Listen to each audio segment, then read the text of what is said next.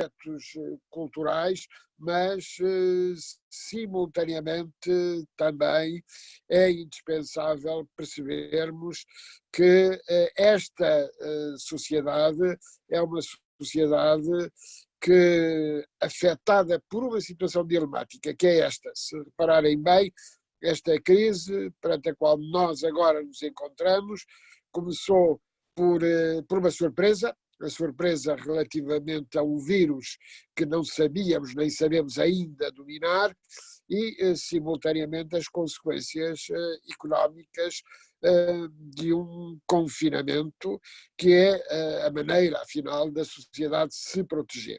Eu devo dizer que, se olharmos historicamente aquilo que assistimos hoje, é uma situação que na Idade Média ou mesmo no século XIX era comum.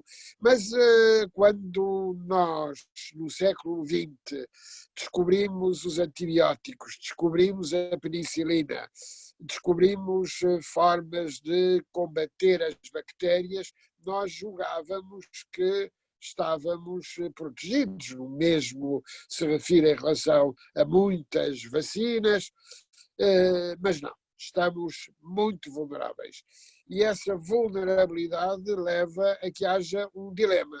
E esse dilema tem a ver com a própria cidadania, uma vez que as nossas obrigações de nos protegermos e de protegermos aqueles que estão connosco, obriga, afinal, a que a economia sofra com isso. E, portanto, nós vamos ter que lidar com esta situação.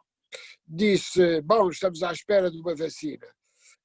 A vacina pode demorar muito. Aliás, doenças próximas desta, vírus um pouco desconhecidos como este, encontramos-lo noutras doenças e sabemos que relativamente a elas há dificuldade de prevenção, há dificuldade de encontrarmos meios bastante seguros de defesa.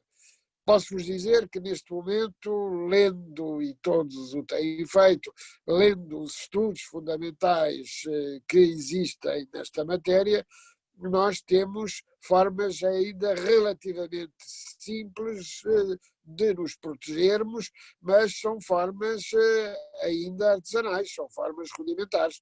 São boas, são muito boas, porque o facto de lidarmos temos que lidar com as máscaras, simultaneamente a lavagem das mãos, o distanciamento, etc., são medidas bastante eficazes, mas incómodas, bastante desagradáveis. Nós vamos, por muito tempo, ter que lidar com estes instrumentos. Devo dizer-vos que o testemunho de um amigo meu muito próximo, médico, é um testemunho muito interessante porque com a lavagem das mãos nos hospitais reduziu-se drasticamente, por exemplo, a presença das bactérias oportunistas. Já não perdemos tudo, não conseguimos ainda defender-nos completamente do vírus, do Covid, do coronavírus, mas a verdade é que podemos encontrar formas de nos proteger, não apenas neste domínio, mas noutros. E precisamos proteger-nos, como é evidente, relativamente a esta incerteza. Tema. O tema é a cidadania social e a ética de responsabilidade. Falar de cidadania é falar de participação na cidade. É falar, naturalmente, da polis. Neste sentido, a cidadania e a política estão intimamente ligadas. Quando tantas vezes encontramos discursos de desconfiança relativamente à política, estamos a esquecer que, etimologicamente, a política tem a ver com a cidade. A política tem a ver com a cidadania. Portanto, estamos a falar, na cidadania social, de três elementos: da cidade, da sociedade e das pessoas. Nesse sentido, tradicionalmente, quando estudamos a evolução destes temas, a cidadania que encontramos na antiga Grécia ou em Roma era uma cidadania exclusiva. Exclusiva, quer dizer, nem todos eram cidadãos. Havia muitos que não eram cidadãos e que não eram reconhecidos como tal. As mulheres não eram cidadãs, os estrangeiros não eram cidadãos, os jovens, muitas vezes, só muito tardiamente o eram. Portanto, esta era uma noção de cidadania exclusiva.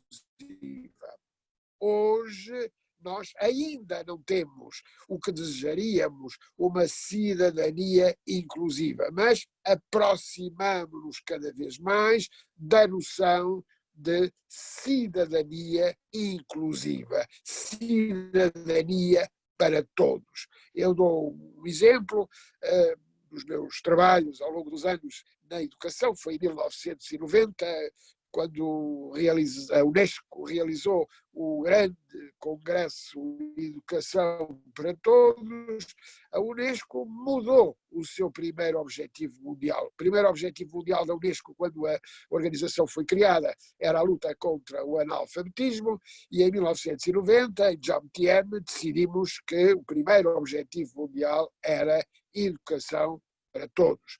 E mais, se quisermos ser mais rigorosos, educação de qualidade para todos. Não é nada fácil, devo dizer-vos que não é nada fácil, sobretudo quando olhamos no mundo regiões onde as crianças e os cidadãos não têm, como devem ter, o acesso à educação. Ora, educação para todos significa, afinal, partir da noção de uma cidadania inclusiva, uma cidadania que abranja todos, uma cidadania que não deve corresponder a uma ideia de sociedade perfeita, não. A cidadania deve basear-se no respeito mútuo de cada um como é, com as suas diferenças, mas garantir que ninguém possa ser excluído, ninguém possa ficar de fora relativamente aos direitos fundamentais e aos deveres fundamentais. Portanto, primeira noção, a noção de cidadania inclusiva por contraponto à cidadania exclusiva. Dir-me-ão, bom, mas hoje avançamos muito. Sim, avançamos muito, mas muitas vezes temos retrocessos. E perante esses retrocessos temos que estar alerta. É verdade que, em termos absolutos, a pobreza tem-se reduzido em termos mundiais. Mas a pobreza é uma noção complexa e as desigualdades nós temos de encontrar respostas para esta noção de cidadania inclusiva. Depois a noção de ética de responsabilidade. A ética corresponde a algo que na etimologia grega significa o caráter e vem de ethos, que é, afinal, a casa, no sentido das pessoas que nela habitam.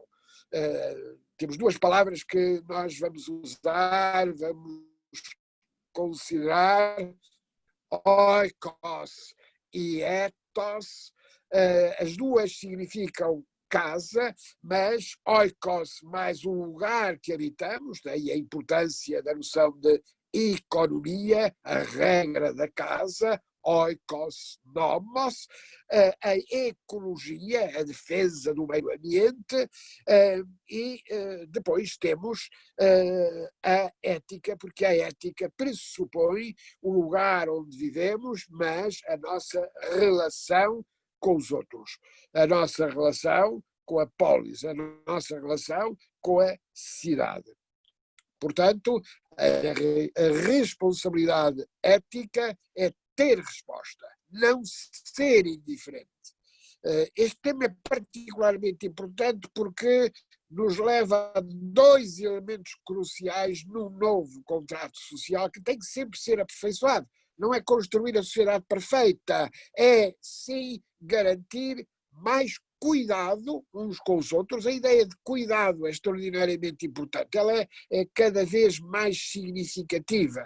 O outro não nos pode ser diferente, nós temos que estar aptos a cuidar do outro, mas para cuidar do outro temos que estar atentos ao outro. A atenção e o cuidado são elementos fundamentais quando falamos de responsabilidade ética e de responsabilidade cívica. O caráter da ética pressupõe um sentido do outro, o respeito pelo outro, a dignidade do outro. A segunda ordem de razões que temos de falar quando nos reportamos à cidadania reporta-se à noção de Estado de Direito. O Estado de Direito, que tantas vezes se discute, infelizmente, na Europa, temos tido algum retrocesso neste domínio, em exemplos que bem conhecemos. O Estado de Direito obriga a 4 características fundamentais. E essas 4 características correspondem à densificação da noção de cidadania. E as 4 características são, em primeiro lugar, o primado da lei, rule of law. E este primado da lei é considerar a lei como uma proteção de todos, lei geral e abstrata para todos.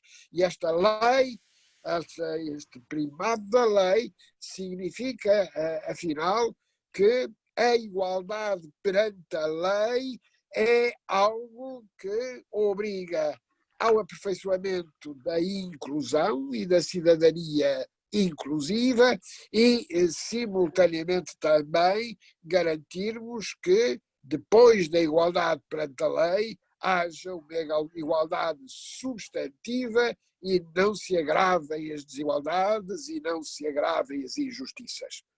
A segunda característica do Estado de Direito é a legitimidade da origem, a legitimidade do voto.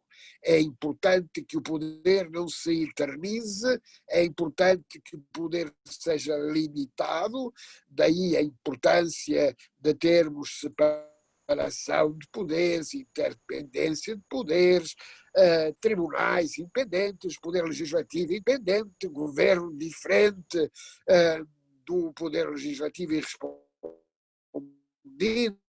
perante portanto, uma sociedade plural, diversa, mas o voto é um dos aspectos da legitimidade. Muitas vezes, eu recordo a título de graça, eu tenho muitas vezes uma grande desconfiança relativamente à figura dos referendos, sobretudo quando os referendos são relativamente a questões que afetam fortemente as sociedades por várias gerações. Dou um exemplo, que é o exemplo da Suíça, que é o país do referendo, por definição, mas são proibidos referendos constitucionais. A Suíça não tem referendos sobre a Constituição. Por isso tem uma velha Constituição. Porquê? Porque entende, e qualquer alteração da Constituição obriga a que haja um conjunto vasto de chaves. Em primeiro lugar, a Câmara dos Deputados, a Câmara dos Cantões, a maioria dos cidadãos, a maioria dos cantões, portanto, uma série de elementos. O que é que isto significa? Significa que o voto é importante, mas não está só. O voto tem que estar associado à ideia de legitimidade do exercício. Ter votos obriga a que sejamos julgados pelos votos que recebemos. Portanto, temos primado da lei, lei para todos, lei geral e abstrata para todos. Em segundo lugar, legitimidade da origem. O voto é algo extremamente importante para legitimar o poder, para garantir que o poder não se eternize, para garantir que haja ciclos eleitorais, mas, simultaneamente, a necessidade de um apuramento de responsabilidades permanente através da legitimidade do exercício. Ou seja, alguém que obteve os votos, se não exerce o seu poder de acordo com o bem comum, com respeito dos direitos e liberdades fundamentais, o voto não é suficiente para o legitimar. O voto é apenas um dos aspectos que não pode deixar de ser completado pelo outro, que é a legitimidade do exercício. E, em quarto lugar, a ideia de justiça. A ideia de justiça é algo de extremamente importante porque está no cerne exatamente da cidadania social. Não há cidadania social sem a consideração da justiça. Não apenas a justiça comutativa, a justiça que corresponde, afinal, a recebermos apenas aquilo que damos ou aquilo que temos. Não. A justiça distributiva corrige, visa corrigir as desigualdades. E não basta, muitas vezes, e bem, fala-se da igualdade de oportunidades. É algo fundamental, é muito importante haver igualdade de oportunidades, mas não é suficiente. É preciso que a igualdade de oportunidades nós acrescentemos sempre a correção das desigualdades. E a correção das desigualdades numa sociedade complexa obriga a uma atenção muito especial relativamente às situações concretas de injustiça. A ideia de justiça é, pois, uma ideia não de mera justiça comutativa, mas de justiça distributiva, na distinção tradicional, muito antiga, a distribuição de Aristóteles. Aristóteles fazia esta distinção, e esta distinção chega aos nossos dias, e a justiça distributiva tem duas dimensões.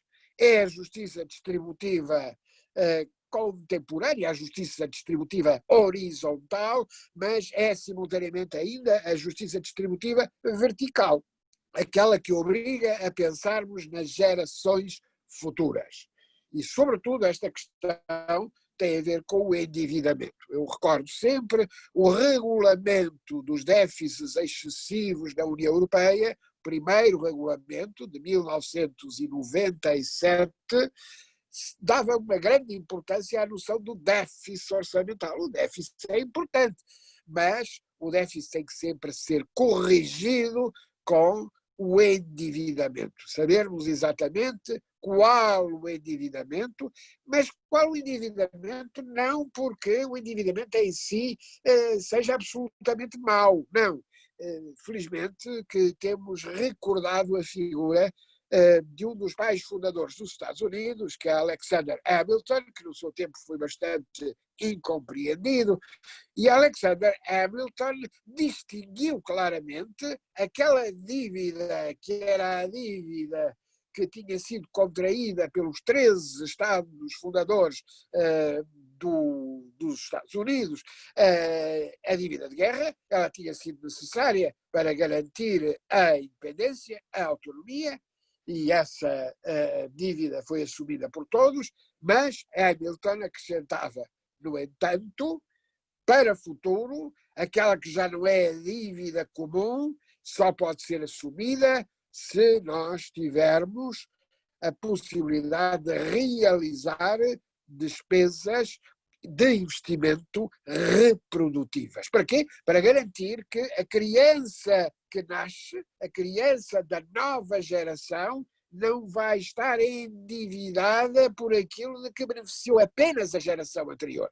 Se a geração anterior fez despesas subtuárias, endividou-se com despesas subtuárias sem repercussão social, naturalmente que é ilegítimo impor à geração futura o pagamento desse encargo, desse endividamento. Mas se a geração futura, a criança que nasce na maternidade com condições de qualidade, a criança que beneficia das condições que permitem de reduzir drasticamente a mortalidade infantil, a criança vai naturalmente, e a sua geração, ser justamente também um participante, também alguém que vai contribuir para amortizar essa dívida que é sua também, porque está a ser beneficiário dela. Esta questão é extraordinariamente importante, uma vez que a equidade intergeracional tem que ser associada à ideia de justiça distributiva, à ideia de impostos que sejam progressivos e de um combate eficaz contra as desigualdades e contra as disparidades. Depois temos que compreender ainda a existência de bens financeiros. Não por acaso os textbooks introdutórios da economia têm na sua capa muitas vezes um farol. E um farol porquê? Porque o farol é um exemplo do bem que só pode ser financiado coletivamente. É um bem que não está no mercado. Ora bem, a realidade económica complexa tem o mercado, mas nem tudo está no mercado. Há as incapacidades de intervenção e há as incapacidades do mercado. E a complexidade da economia obriga a fazermos escolhas, a garantir que aquilo que pode estar no mercado deve estar no mercado, aquilo que não pode estar no mercado tem que, naturalmente, obedecer a regras que permitam a defesa por todos do bem comum e do interesse geral. Este aspecto é algo de fundamental. Uma partilha de recursos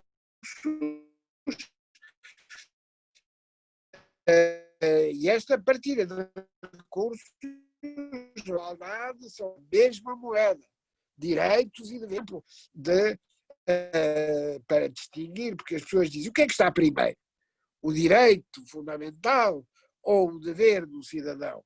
E eu digo, é como o tapete de arraiolos. O que é que está primeiro? Naturalmente, primeiro está a parte do direito, a parte que nós vemos do tapete. Mas as linhas desse tapete que estão no avesso são tão importantes como as linhas que estão no direito.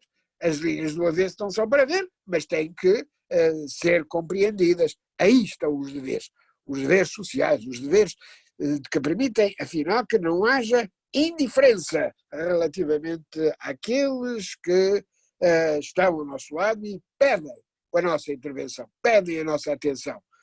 E o pedir a nossa atenção é pedir a nossa responsabilidade. Etimologicamente, a palavra responsabilidade significa exatamente ter resposta, ter voz. E isso é naturalmente importante. É muito curioso que, quando falamos da liberdade e da igualdade como faces da mesma moeda, porque são faces exatamente da mesma moeda, Norberto Bobbio, que eu tive o gosto de conhecer e por quem tenho grande admiração, dizia: na República Moderna a liberdade deve ser igual e a igualdade deve ser livre.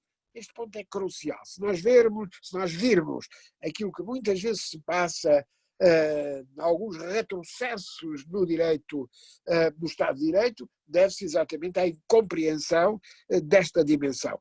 A liberdade igual e a igualdade livre. O mesmo relativamente à diferença. A igualdade e a diferença são faces exatamente da mesma moeda. O igual é diferente, o diferente é igual. E aqui está a cidadania, aqui está o centro fundamental da compreensão da cidadania. Não há cidadania sem igualdade. Sem igualdade de direitos, sem igualdade social, sem igualdade que pressuponha a tal ideia de justiça distributiva horizontal, justiça distributiva vertical. Ora, o problema perante o qual nós nos encontramos hoje, nesta crise, neste dilema, no dilema perante o qual nos encontramos, é exatamente este, que nós não podemos deixar de proteger a sociedade, de nos proteger relativamente à saúde, mas simultaneamente criar condições para não destruir a criação de riqueza, não destruir a capacidade de inovação. A crise que agora vivemos é, por isso, extremamente diferente da crise de 2008 e 2009. A crise de 2008 e 2009 vinha na sequência do subprime, dos excessos relativamente à ilusão monetária. Hoje estamos numa situação diferente. Como podemos criar condições para produzir aquilo de que precisamos, para produzir o essencial e garantir, afinal, que a sociedade não agrave as desigualdades e que a sociedade política seja uma sociedade de cidadãos livres. Porque muitas vezes se diz, bom, estando em causa as medidas de saúde, as medidas de confinamento, nós pomos em primeiro lugar essas medidas em relação à liberdade, por um erro, por uma razão simples. A liberdade, a igualdade, a responsabilidade, a diferença, tudo isso tem que estar presente no dia a dia e a inteligência é harmonizar essas diferentes questões.